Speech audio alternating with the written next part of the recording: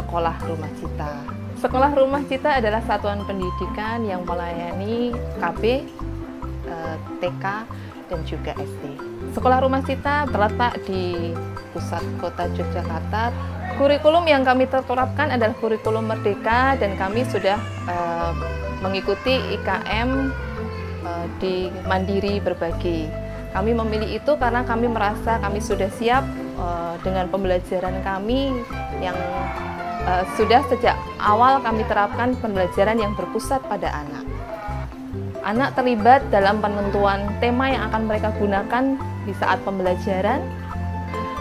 Mereka juga berhak untuk menyatakan pengetahuan baru apa yang mau mereka cari tahu dari tema yang sudah mereka pilih bersama-sama di dalam kelas tersebut. Sekolah Rumah Cita adalah sekolah inklusi terkait dengan anak berkebutuhan khusus. Kami bekerja sama dengan berbagai pihak untuk membantu kami dalam mendiagnosa masing-masing anak. Itu salah satunya adalah kami bekerja sama dengan Puskesmas. Sekolah Rumah Cita juga melakukan pembelajaran yang berdiferensiasi, di mana kami mewadahi keberagaman dari minat anak-anak, keberagaman dari gaya belajar anak-anak. Kami setiap tema akan mengakhiri tema dengan melakukan proyek. Kemudian dari hasil proyek ini anak-anak belajar untuk menyampaikan apa yang sudah mereka ketahui tentang si tema ini.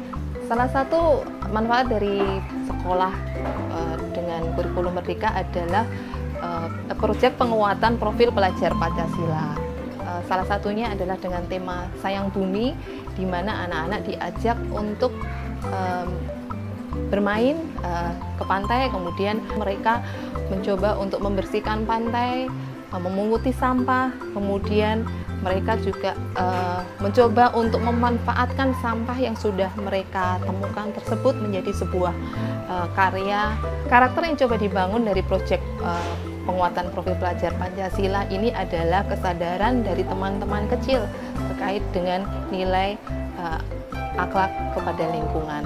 Setelah kami melakukan implementasi kurikulum merdeka ini, bukan tidak mungkin kami juga mengalami beberapa kendala yang kami rasakan.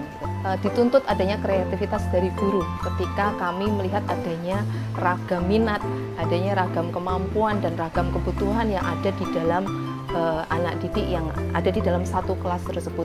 Namun demikian kami mempunyai satu solusi. Kami punya komunitas belajar yang kami beri nama Senin Merapat. Ya, kami bersama-sama merapatkan diri untuk membahas terkait dengan pembelajaran yang sudah kami lakukan dan mengevaluasi perbaikan-perbaikan selanjutnya.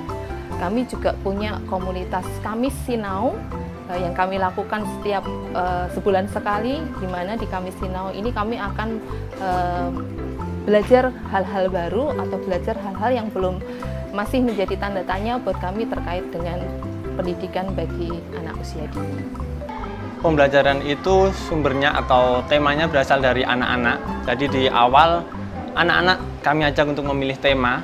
Biasanya untuk 1 tahun itu kami ajak untuk memilih 4 tema. Untuk pembelajaran diferensiasi biasanya kami lakukan ketika di kelas. Kami menerapkan area di mana teman-teman boleh memilih mau bermain di area apa saja. Bisa area melukis, area sains, area persiapan berhitung, area karya seni, area persiapan membaca. Dalam pembelajaran biasanya kami juga mengajak orang tua atau praktisi untuk terlibat dalam kegiatan, salah satunya bisa menjadi guru tamu. Kami juga merancang kegiatannya itu untuk seminggu. Jadi nanti teman-teman kami ajak kegiatannya apa saja. Biasanya kami tempel di depan kelas, jadi orang tua juga bisa melihat. Kami juga mengirimkannya di grup kelas, jadi nanti orang tua di rumah juga bisa mengamati apa saja sih kegiatannya di minggu ini. Terus untuk pelaksanaan proyek profil di sekolah ini yang sudah kami laksanakan adalah salah satunya yang tema Ku Sayang Bumi. Sudah kami lakukan adalah tentang sampah, yaitu pemilahan sampah dan pengolahan sampah. Ketika teman-teman punya sisa konsumsi, misalnya wadah seperti itu, nanti teman-teman bisa mencucinya. Setelah itu nanti teman-teman bisa menjemur dan memilahnya. Kemudian nanti kami kumpulkan dan biasanya ada pengepul yang mengambil. Terus ada lagi kelas yang kemarin membuat komposter. Nah, itu juga merespon setelah teman-teman itu keliling, ternyata melihat di sana ada sampah yang cukup bau. Salah satunya adalah dari yang organik. Jadi yang organik di sini juga kami olah menjadi pupuk kompos. Yang saya rasakan setelah pembentukan karakter Project Profile ini, salah satunya teman-teman kecil itu jadi lebih aware terhadap sampah di sekitar. Terkait dengan pelaksanaan kurikulum Merdeka di sekolah ini, saya sebagai edukator merasa enak.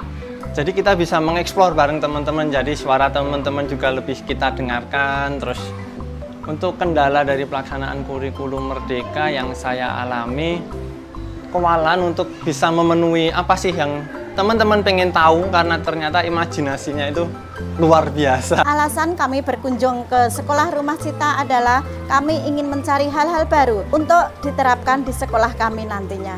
Di Sekolah Rumah Cita ini pembelajarannya itu lebih ke alam.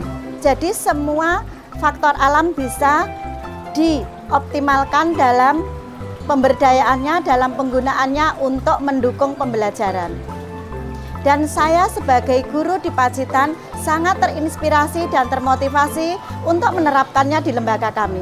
Sejak awal saya sudah survei dan tahu bahwa nilai-nilai di Rumah Cita sesuai dengan nilai-nilai yang kami anut di keluarga kami. Yang utama adalah menyayangi sesama, mencintai lingkungan, mensupport kreativitas anak dan menghargai pendapat anak. Seperti untuk pemilihan tema, mereka melakukan voting, mereka belajar untuk bermusyawarah, mereka belajar mengemukakan pendapat mereka, apa yang ingin mereka pelajari, dan mereka mempunyai kesempatan untuk mempresentasikan apa yang mereka pelajari. Disitulah yang menjadi nilai plus. Anak sekecil itu bisa mempresentasikan apa yang mereka pelajari dengan bahasa mereka.